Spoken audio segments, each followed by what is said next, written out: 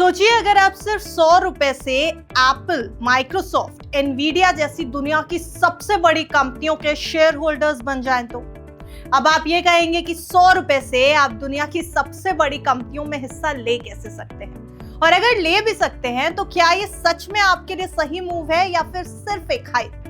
तो चलिए इस वीडियो में आज हम किसी को इन्वेस्ट करने के लिए नहीं कहेंगे, लेकिन फैक्ट्स और नंबर्स के साथ एक रिपोर्ट आपके सामने जरूर रखेंगे जिससे डिसीजन आप खुद ले सके। हेलो एंड वेलकम, आप देख रहे हैं गुड रिटर्न्स। मैं हूं आपके साथ अर्णिमा द्विवेदी। आज की डेट में यूएस मार्केट सिर्फ बड़ा नहीं है, वो अभी भी डोमिनेटिंग है, यानी कि दुनिया के मार्केट्स को डोमिनेट कर रहा है। जहां इंडिया का पूरा स्टॉक मार्केट करीब 4.5 to 4.8 ट्रिलियन डॉलर्स का है, वहीं यूएस मार्केट 69 ट्रिलियन डॉलर्स का है, यानी लगभग 14 से 15 गुना बड़ा भारतीय बाजार से। अब कंपनी साइज भी जरा सुन लीजिएगा, थोड़ा शॉकिंग सा डेटा है। अप्रैल 2026 तक आंकड़ों को कंसीडर करें तो एनवीडिया का मार्केट कैप 4.6 से 4.9 ट्रिलियन डॉलर्स, यानी अगर भारतीय रुपयों में देखेंगे तो 4,20,000 करोड़ से 4,50,000 करोड़ रुपए के बीच।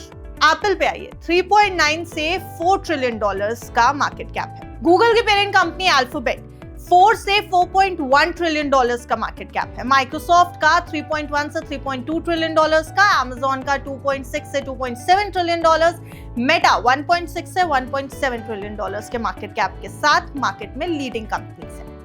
अब कंपेयर करिए रिलायंस इंडस्ट्रीज के मार्केट कैप से, क्योंकि भारत की सबसे बड़ी कंपनीज में से अगर टॉप पे देखेंगे तो रिलायंस इंडस्ट्री का नाम जरूर आता है। इसका मार्केट कैप अभी अप्रैल 2026 के डेटा के अकॉर्डिंग 18 से 19.5 लाख करोड़, यानी अगर हम देखें तो 196 बिलियन डॉलर का मार्केट कैप है। यानी अकेली एनवीडिया अभी भी रिलायंस से 20 गुना ज्यादा बड़ी है, यानी इसके अंडर में 20 से ज्यादा रिलायंस की कंपनीज आ जाएंगी। अब सिर्फ साइज ही नहीं, प्रॉफिट का भी फर्क देख लीजिए, यहाँ का डेटा भी आपको चौंकाएगा। वित्त वर्ष 2025 में FY 2025 में एप्पल का रेवेन्यू था 416 बिलियन डॉलर्स का, यानी 35 से 36 लाख करोड़ रुपए का। नेट प्रॉफिट था 112 बिलियन डॉलर का, यानी 9,50,000 करोड़ रुपए का। अब आइए थोड़ा भारत की तरफ, रिलायंस इंडस्ट्रीज से हम कंपेयर कर रहे थे तो रिलायंस इंडस्ट्रीज का FY 2025 का प्रॉफिट आफ्टर टैक्स था 81,300 करोड़ रुपीस, यानी एप्पल का प्रॉफिट रिलायंस से अभी भी 10 से 11 गुना ज्यादा है। अब आइए सबसे बड़े गेम पे, वो गेम है ग्रोथ का।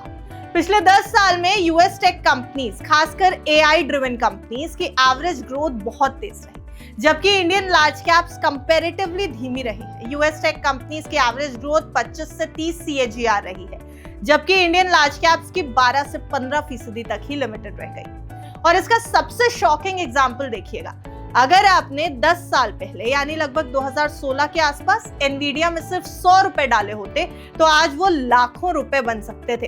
अगर हम देखें कि लगभग 200 गुना का रिटर्न मिला है तो कुल वैल्यू बनती 22,000% की, और उसके अलावा भी क्यूमुलेटिव इंटरेस्ट, तो आपकी लगभग पूंजी बन जाती 22 लाख के आसपास।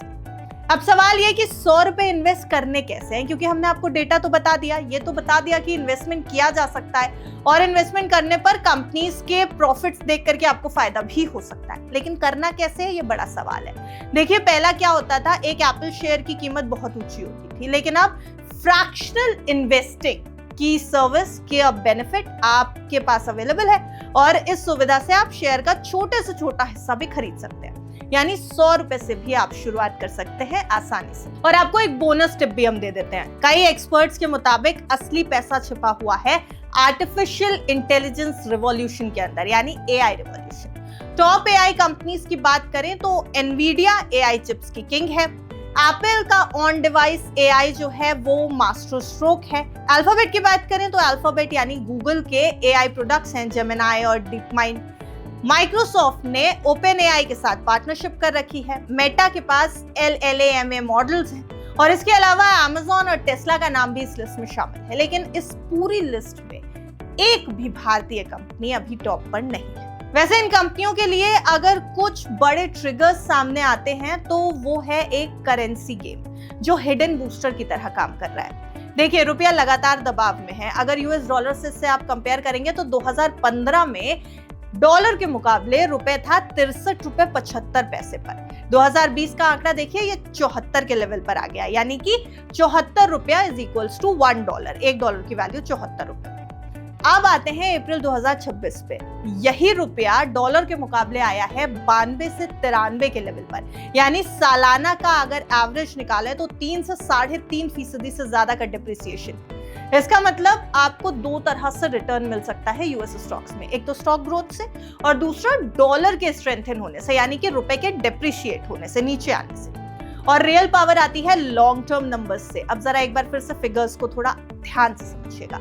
अगर आप 2000 रुपए हर महीने इन्वेस्ट कर रहे हैं, 25 साल तक आपने ये इन्वेस्टमेंट किया, यानी टोटल इन्वेस्टमेंट हो गया आपका 6 लाख रुपए का।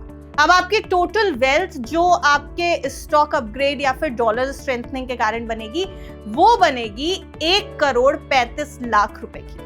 अगर यही पैसा आपने 5,000 रुपए हर महीने इन्वेस्ट किया होता 25 साल तक, तो आपका टोटल इन्वेस्टमेंट हुआ होता 15 लाख रुपए के आसपास का, और आपकी वेल्थ जनरेट जो हुई होती 5,95,00,000 रुपए। और अगर आप इसको बढ़ा के 30 साल के लिए कर देंगे तो 18 लाख रुपए का इन्वेस्टमेंट बैठता है और 17,30,00,000 रुपए की वेल्थ जनरेशन, यानी आपका कॉर्पस इकट्ठा होता है।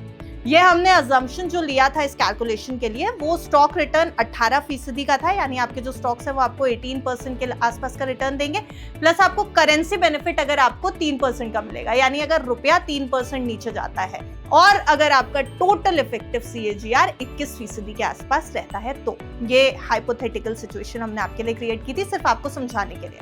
अब सच तो यह है कि इंडिया में भी मौके अच्छे हैं, लेकिन ग्लोबल डोमिनेंस, AI रिवॉल्यूशन और स्केल अभी US टेक कंपनीज के पास है। तो इंडिया की ग्रोथ स्टोरी में इन्वेस्ट करिएगा जरूर, लेकिन अगर आप सिर्फ इंडियन मार्केट में इन्वेस्ट कर रहे हैं तो आप दुनिया की सबसे बड़ी ग्रोथ स्टोरी का एक बड़ा हिस्सा मिस कर सकते हैं। 100 रुपए से छोटी शुरुआत लगती है, लेकिन 25 साल बाद यही छोटी शुरुआत आपकी फाइनेंशियल रियलिटी को बदल सकती है। तो ओवरऑल यूएस स्टॉक्स एक अपॉर्चुनिटी जरूर देते हैं, लेकिन हर अपॉर्चुनिटी हर इंसान के लिए सही हो ये भी जरूरी नहीं है। आपकी फाइनेंशियल सिचुएशन, रिस्क टॉलरेंस और गोल्स क्या है, ये सब ज्यादा मैटर करता है। इसलिए कोई भी इन्वेस्टमेंट डिसीजन लेने से पहले खुद रिसर्च जरूर करिएगा। फाइनेंशियल एडवाइजर से कंसल्ट करना बिल्कुल मत भूलिएगा। देखते रहिए गुड रिटर्न्स।